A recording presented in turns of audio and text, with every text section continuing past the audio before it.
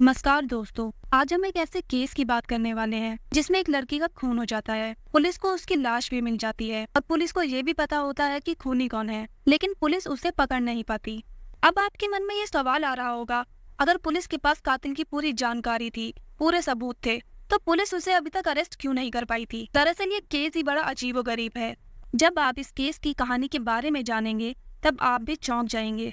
ये कहानी है एक ऐसे कातिल की, पुलिस के हाथ तो तभी नहीं लगा, लेकिन उसे अपने कर्मों का ऐसा हिसाब चुकाना पड़ा जो उसने कभी सोचा नहीं था। तो चलिए शुरू करते हैं इस केस की कहानी के बारे में। दिन था 11 फरवरी 2011 का। नई दिल्ली रेलवे स्टेशन पर पुलिस को एक काला बैग मिलता है जो बिल्कुल लावारिस पड़ा हुआ था, और जब पुलिस उस बैग को खोलती है पुलिस के होश उड़ जाते हैं, क्योंकि उस काले बैग में एक लड़की की लाश थी। किसी को भी नहीं पता था ये लाश बैग में कहां से आई और ये बैग किसने रखा। अब पुलिस के पास उस लाश को आइडेंटिफाई करने के लिए कोई भी क्लू नहीं था, सिवाय एक चीज के, उस लड़की की बॉडी पर एक मोर पंख का टैटू बना हुआ था। इसके बाद पुलिस एक पब्लिक नोटिफिकेशन भी जारी करती है ताकि उस लड़की का पता लग पाए और उसकी फैमिली पुलिस से कांटेक्ट करे। उस समय मीडिया में इस बात को लेकर बहुत ज्यादा चर्चा हो रही थी। अब मीडिया इस लड़की को नाम देती है the girl with the peak of tattoo.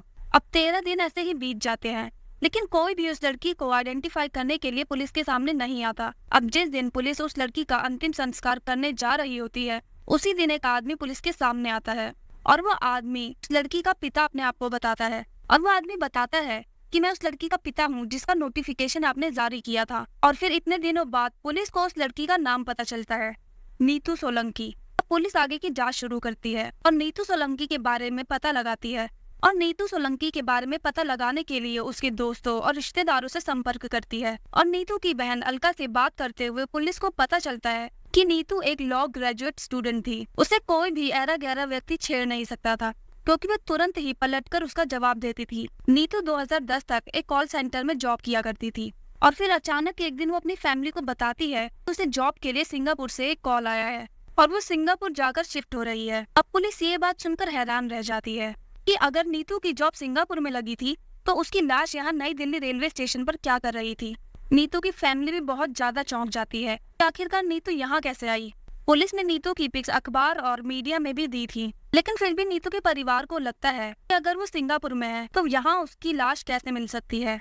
यही वजह थी कि नीतू के परिवार वालों ने पुलिस से शुरू में कांटेक्ट भी नहीं किया। लेकिन जब परिवार वालों को यह लगता है कि ये लड़की कोई और नहीं हमारी बेटी ही है, तब जाकर परिवार वाले पुलिस से कांटेक्ट करते हैं। और इसके बाद पुलिस नीतू का बैकग्राउंड चेक करती है तो पुलिस को एक और हैरानी वाली बात पता चलती है कि नीतू कभी सिंगापुर गई ही नहीं। उसने अपने परिवार वालों को झूठ बोला था, जबकि वो दिल्ली में ही अपने बॉयफ्रेंड के साथ लिव इन रिलेशनशिप में रह रही थी, जिसका नाम था राजू गहलोत। अब पुलिस का ये सबसे प्राइम सस्पेक्ट था। अब पुलिस का शक यकीन में तब बदल गया जब पुलिस ने राजू के कजन नवीन शौकीन से कांटेक्ट किया। जब पुलिस का कॉल नवीन के पास जाता है तो वो घबरा जाता है, पुलिस को सारा सच बता देता है। राजू ने 11 फरवरी 2011 की सुबह नवीन को कॉल किया था और राजू नवीन से कहता है कि उसके हाथों नीतू का कत्ल हो चुका है और वो लाश को ठिकाने लगाना चाहता है, इसलिए उसे नवीन की मदद चाहिए। लेकिन नवीन मदद करने से मना कर देता है। इसके बाद राजू नीतू की लाश को एक बैग में डालकर नई दिल्ली रेलवे स्टेशन पर फेंक देता है। आखिर कौन था ये राजू गहलोत? राजू दिल्ली यूनिवर्सिटी का स्टूडेंट था जिसने वोकेशनल स्टडीज में ग्रेजुएशन की थी और उसके बाद टूरिज्म में मास्टर्स की डिग्री ली थी और उसके साथ ही फ्रेंच भाषा में डिप्लोमा किया। अपनी जॉब की वजह से उसे वसंत विहार इलाके में रहने के लिए एक घर मिल गया था। नीतू और राजू लिव इन रिलेशनशिप में रह रहे थे। इसी बीच उन दोनों को पता चलता है कि उन दोनों का गोत्र एक ही है। इंडिया में एक गोत्र वालों को भाई बहन माना जाता है। अब नीतू सोचती है कि अगर वो इस बारे में अपने माँ बाप को बताएगी तो वह उसकी शादी के लिए कभी नहीं मानेंगे। इसी वजह से राजू और नीतू ने अपने रिलेशनशिप को सीक्रेट रखने का फैसला लिया। वो दोनों सारे काम छोड़कर कुछ समय के लिए बेंगलोर शिफ्ट हो गए थे, लेकिन फाइनेंशियल प्रॉब्लम ज्यादा होने लगी, इसलिए वो दोनों 20 जनवरी 2011 को दिल्ली वापस आ जाते हैं। और वो दिल्ली में भी रेंट पर ही रह रहे थे। धीरे धीरे बेरोजगारी और पैसों की तंगी की वजह से उन दोनों में झगड़े होने लगते हैं। राजू एक पैसे वाले घर से बिलोंग करता था। उसके पापा के पास काफी सारी प्रॉपर्टी थी। नीतू राजू को बार बार फोर्स करती थी कि वो अपने पिता से बात करे और प्रॉपर्टी में अपना हिस्सा मांगे, लेकिन राजू उसकी बात को नहीं मानता था और इन बातों को टालता रहता था। लेकिन नीतू एक बहुत ज्यादा जिद्दी लड़की थी और राजू भी बहुत ज्यादा गुस्से वाला इंसान था। पहले तो उन दोनों के बीच जुबानी ही लड़ाइयाँ होती थी, लेकिन अब ये जुबानी लड़ाइयाँ हाथापाई में बदल गई थी। नीतू अक्सर अपने घर वालों से वीडियो कॉल किया करती थी ताकि उसके घर वालों को लगे कि वो सिंगापुर में है। अब हत्या से एक दिन पहले नीतू अपनी बहन अलका को फोन करती है तो उसकी बहन ने वीडियो कॉल पर उसके माथे पर कुछ निशान देखे थे। नीतू की बहन उससे पूछती भी है कि ये चोट के निशान कैसे लगे, पर नीतू ये कहकर उस बात को टाल देती है कि वो सीढ़ियों से गिर गई थी। इसके बाद अलका के पास नीतू का कोई फोन नहीं आया और इसके बाद बस नीतू की मौत की खबर ही आती है। पुलिस को जांच में आगे पता चलता है कि 11 फरवरी 2011 को नीतू ने सुबह के समय राजू की बहन को फोन किया था। वो उससे राजू के परिवार का एक फ्लैट बेचने के लिए बोल रही थी, लेकिन राजू की बहन मना कर देती है और मना करने के बाद नीतू उससे भी झगड़ा करने लगती है। जब ये बात राजू को पता चलती है तो वो गुस्से में पागल हो जाता है और उसी वक्त उन दोनों में झगड़ा होने लगता है और हाथापाई इतनी बढ़ जाती है कि गुस्से में राजू नीतू का गला दबाकर उसकी हत्या कर देता है। अब नीतू की बॉडी को राजू एक काले कलर के बैग में डालता है। पहले उसका प्लान था कि इस लाश को रेलवे स्टेशन पर छोड़कर वो ट्रेन से कहीं निकल जाएगा या फिर रास्ते में ही किसी सुनसान जगह पर ट्रेन से इस बैग को धक्का दे देगा। अब वो एक ऑटो रिक्शा करता है और रेलवे स्टेशन तक आ भी जाता है, लेकिन रेलवे स्टेशन पर सामान स्कैन करने वाली मशीन को देखकर वो डर जाता है। अगर ये बैग स्कैन हो जाता तो पता चल जाता कि इसमें लाश है। इसलिए राजू ने रेलवे स्टेशन पर एक सुनसान जगह पर ही बैग रख दिया और फोन पर बात करने के बहाने से उस बैग से दूर होता गया और बाद में पुलिस को ये बैग मिलता है। अब पुलिस को ये पता चल गया था कि कातिल राजू ही है, लेकिन पुलिस को अभी भी ये नहीं पता था कि राजू आखिर है कहाँ। अब आगे जांच में पुलिस को पता लगता है कि जिस फ्लैट में नीतू और राजू लिव इन रिलेशनशिप में रहते थे, वहाँ पर महीना पूरा होने से पहले ही राजू ने किराया दे दिया था ताकि मकान मालिक उससे नीतू के बारे में कुछ भी ना पूछे। वो मकान मालिक से कहता है कि वो विदेश जा रहा है और यही आखिरी बार था जब राजू को वहाँ देखा गया था। इसके बाद पुलिस राजू का पता लगाने की बहुत ज्यादा कोशिश करती है, लेकिन इसका कुछ भी पता नहीं चल पाता। कुछ टाइम बाद पुलिस को एक लीड मिलती है कि राजू गोवा में कहीं है। इसके बाद क्राइम ब्रांच की एक टीम गोवा पहुंच जाती है और करीबन 1.5 महीने की मशक्कत के बाद भी राजू उनके हाथ नहीं लगता।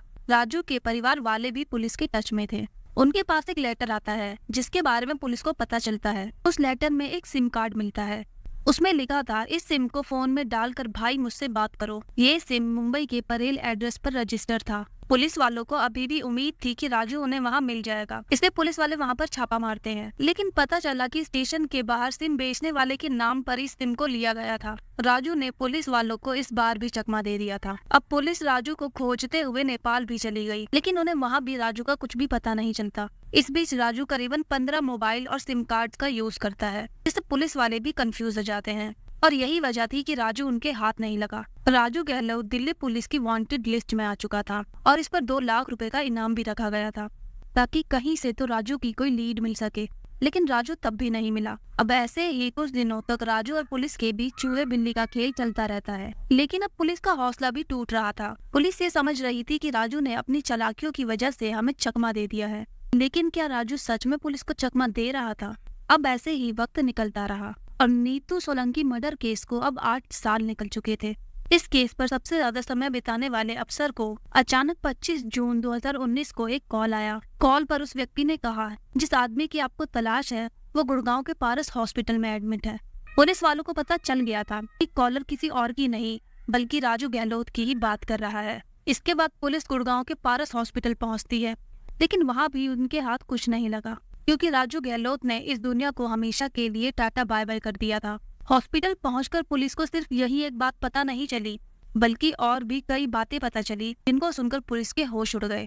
राजू गहलोत बड़े लंबे समय से गुड़गांव की एक इन्फोटेक कंपनी में रोहन दहिया बनकर काम कर रहा था। कंपनी में जॉब के लिए अप्लाई करने पर उसने सारे डॉक्यूमेंट्स फर्जी बनवाए थे। इसके बाद पुलिस रोहन दहिया उर्फ राजू के कलीग से बात करती है। जब उसके कलीग को उसकी सच्चाई पता चलती है तो सभी हैरान रह जाते हैं। उसके कलीग पुलिस को बताते हैं कि रोहन दहिया काफी ज्यादा हार्ड वर्किंग इंसान था। कंपनी में काम करने के दौरान उसकी सैलरी भी बढ़ी और उसके काफी सारे प्रमोशन भी हुए। जब वो गुड़गांव में काम कर रहा था और जिस पीजी में वो पेन गेस्ट बनकर रह रहा था, वहां पर भी किसी को भी उस पर शक नहीं हुआ। वो एक नॉर्मल जीवन वहां पर जी रहा था। वो बस बाकी लोगों की तरह काम पर जाता था और अपने दोस्तों के साथ रूम पर पार्टी करता था। कंपनी में उसका बिहेवियर काफी ज्यादा अच्छा था और वो एक नॉर्मल एम्प्लॉय की तरह ही रहता था और अपने अच्छे काम की वजह से वो कुछ ही टाइम में टीम लीडर भी बन गया। रोहन उर्फ राजू की कलीग्स को उसकी एक आदत बहुत ज्यादा अजीब लगती थी। वो कभी भी स्मार्टफोन यूज नहीं करता था। उसने कभी भी अपना फोन स्मार्टफोन में चेंज नहीं किया और जब उसका कोई कलीग उससे पूछता कि तुम एक स्मार्टफोन क्यों नहीं ले लेते, तो वो जवाब देता कि मैं कीपैड वाले फोन में ज्यादा कंफर्टेबल हूँ पिछले 8 सालों में राजू ने अपने परिवार वालों से भी कोई कांटेक्ट नहीं किया था, जिसकी वजह से उसके कलीग्स और उसके फ्रेंड्स को उसकी पास्ट लाइफ के बारे में ज्यादा कुछ नहीं पता था।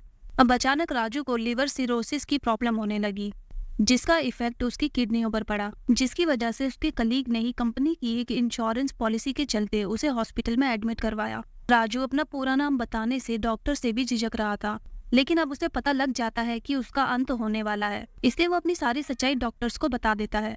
और इसके बाद ही उसने फैमिली वालों से कांटेक्ट किया। करीबन 8 सालों बाद ही राजू गहलोत की फैमिली को उसके बारे में पता चलता है, वो भी तब जब वो आखिरी सांसें हॉस्पिटल में ले रहा था। पुलिस वालों के सामने ही राजू का परिवार उसकी डेड बॉडी को लेकर जाता है और उसका अंतिम संस्कार भी करता है। इस केस में सबसे अजीब बात ये थी कि राजू कोई हिस्ट्री शीटर या कोई कातिल नहीं था, लेकिन अंत तक वो पुलिस से बचता रहा। वो बहुत ही शातिर इंसान था, जिसे फेक डॉक्यूमेंट्स बनवाने की भी पूरी जानकारी थी। पता नहीं उसने इन 8 सालों में कितनी बार अपने नाम और लोकेशन को बदला होगा। दिल्ली पुलिस ने उसे कहां नहीं ढूंढा, इंडिया के बाहर, लेकिन वो तो दिल्ली से चंद किलोमीटर दूर गुड़गांव में एक कंपनी में जॉब कर रहा था। पुलिस बताती है कि राजू के बार बार बचने का सबसे बड़ा एक कारण फेक डॉक्यूमेंट्स भी था। पुलिस कहती है कि देश में फेक डॉक्यूमेंट्स बनवाना काफी ज्यादा इजी हो गया है। इन फेक डॉक्यूमेंट्स बनाने वालों के खिलाफ सरकार को स्ट्रिक्ट एक्शन लेने चाहिए, जिससे जल्दी से पुलिस मुजरिमों तक पहुंच पाए। क्या आपको लगता है जिस काम की सजा पुलिस राजू को नहीं दे पाई, उसे वो कुदरत ने दे दी? अपने विचार नीचे कमेंट बॉक्स में जरूर दें। अगर आपको ये वीडियो पसंद आई हो तो वीडियो को लाइक और चैनल को सब्सक्राइब जरूर करें। धन्यवाद।